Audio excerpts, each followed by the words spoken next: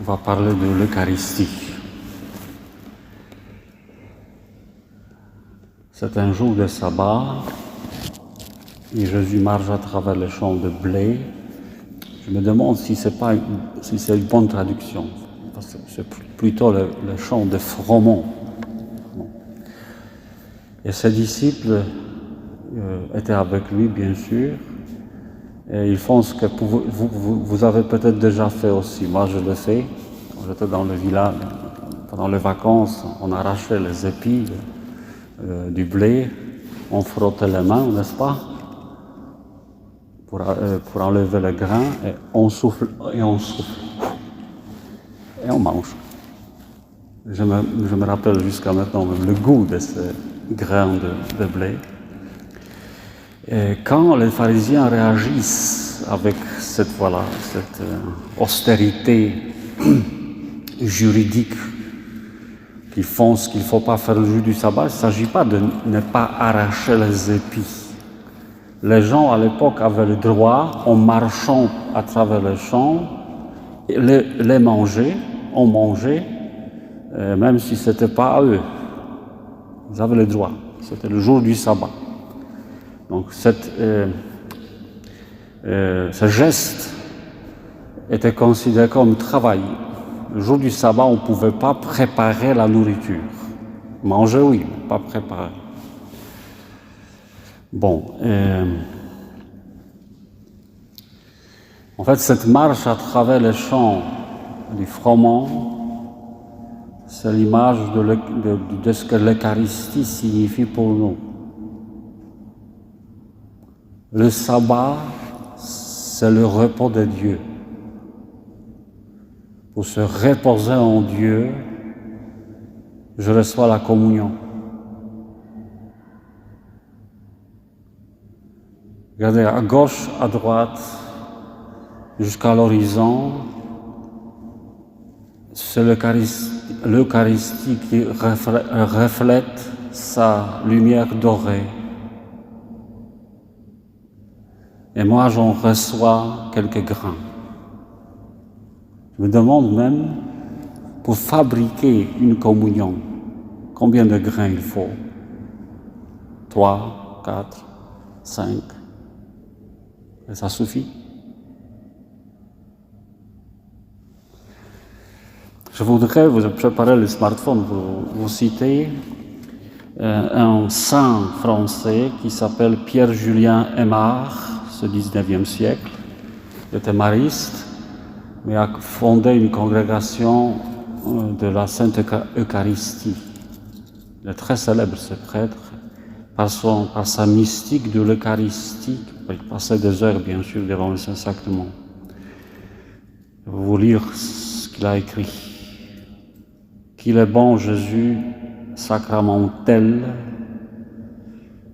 Il vous reçoit à toute heure du jour et de nuit. Son amour n'a jamais de repos. Il est toujours plein de douceur pour vous. Il oublie vos péchés, vos imperfections quand vous allez le voir. Ne vous dire que sa joie, sa tendresse, son amour. En vous recevant, on dirait qu'il a besoin de vous pour être heureux. Remerciez-le donc, ce bon Jésus, avec toute l'effusion de votre âme. Remerciez le Père de vous avoir donné son Fils. Remerciez le Saint-Esprit de l'avoir incarné de nouveau sur l'autel par le ministère du prêtre et pour vous personnellement. Invitez le ciel et la terre, les anges et les hommes, à vous aider à remercier, à bénir, à exalter tant d'amour pour vous.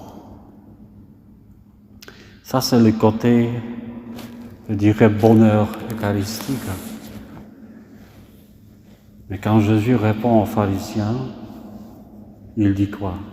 Il donne cet exemple de David avec ses compagnons qui fuyaient la mort, persécutés par le roi Saül, n'avait rien à manger, il arrive au sanctuaire, et dans le sanctuaire, dans le temple de Jérusalem, après quand on entrait sur le parvis des prêtres, juste devant le rideau derrière lequel il y avait l'Arche d'Alliance, on voyait à droite un autel spécial, une table sur laquelle on entreposait le pain de l'offrande. Et ce pain-là, que le prêtre qui pouvait manger, mais quand les gens apportaient ce pain pour les offrir, il y avait une partie que les fidèles mangeaient. Alors David s'est permis de le prendre par les mains d'Abiathar. D'ailleurs, cet Abiathar a payé par sa mort ce qu'il a fait. Ça lui arrive, après, il le tue. Vous voyez? Cette marche à travers les champs qui donne tant de bonheur, c'est peut-être aussi une fuite, un refuge.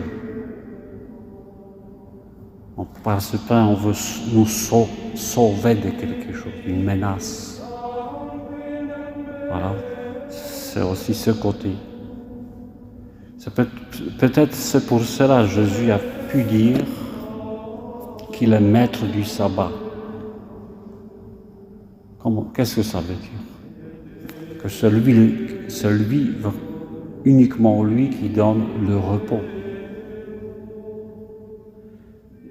Mais comment il donne ce repos? Bien sûr, par le sacrifice de son corps sur la croix.